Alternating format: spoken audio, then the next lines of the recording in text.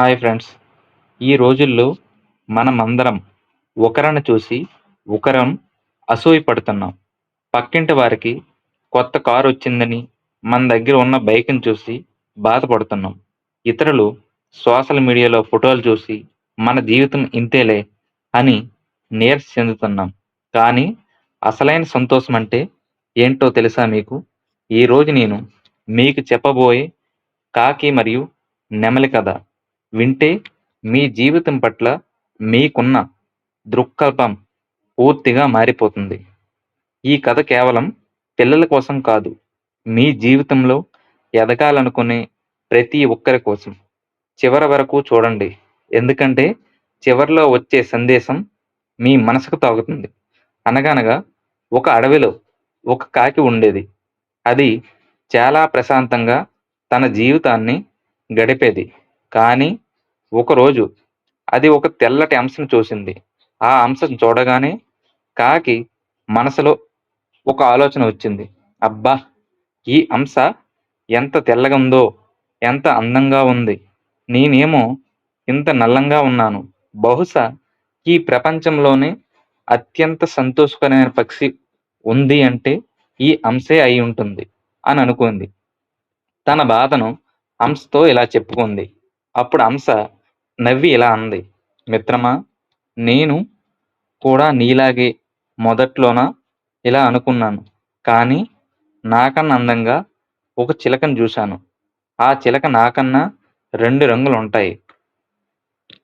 నా దగ్గరైతే కేవలం ఒక రంగు మాత్రమే ఉంది. ఆ చిలక దగ్గర 2 రంగులున్నాయి. నాకన్నే అందంగా ఉంటది. కాకి వెంటనే చిలక దగ్గరికి ఎగిరింది.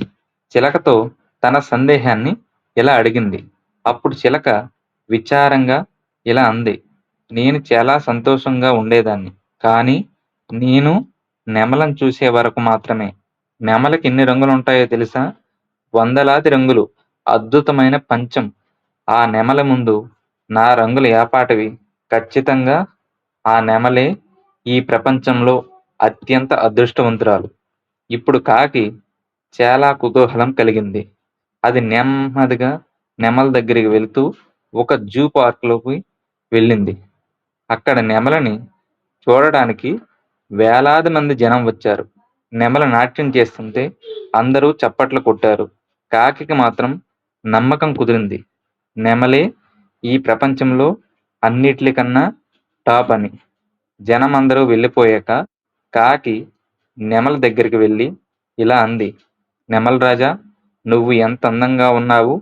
వేలాది మంది నిన్ను చూడ్డానికి వస్తారు. నిన్ను చూస్తే అందరూ చిత్కరించుకుంటారు, తోలేస్తారు. నువ్వు చాలా సంతోషంగా ఉన్నావు కదా! నెమలి కళ్ళల్లో నీళ్లు తిరిగాయి. అది నిట్టూరిస్తూ ఇలా అంది. మిత్రమా! నా ఈ అందమే నాకు శాపమైంది. నా అందం వల్లే నన్ను ఈ ఇనుప పంజరంలో బంధించారు. నాకు స్వేచ్ఛ లేదు. నాకు కావలసిన చోటుకి నేనెగరలేను. నేను గత కొన్ని రోజులుగా ఈ మొత్తం జూని గమనిస్తున్నాను. కేవలం నిన్ను మాత్రమే. ఎవరూ పంజరంలో బంధించడం లేదు. నీకు స్వేచ్ఛ ఉంది. నీకు నచ్చిన చోటుకి నువ్వు వెళ్ళగలవు. నీకు నచ్చింది తినగలవు. నిజం చెప్పాలంటే నేను నీలాగే పుట్టాను అనుకుంటున్నాను. ఈ ప్రపంచంలో అత్యంత సంతోషకరమైన పక్షి ఎవరు అంటే అది నువ్వే. చూసారా ఫ్రెండ్స్! మనం కూడా ఆ కాకిలాగానే చేస్తున్నాం.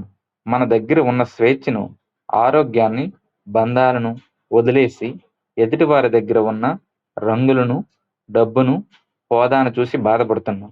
గుర్తుంచుకోండి, పోలికనేది కేవలం మీ సంతోషాన్ని దొంగిలిస్తుంది.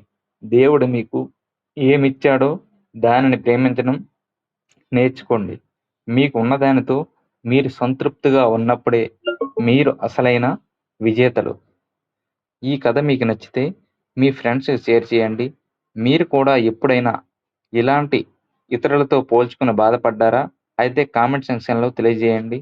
ఇలాంటి మరిన్ని వీడియోల కోసం మా ఛానల్‌ని సబ్స్క్రైబ్ చేసుకోండి.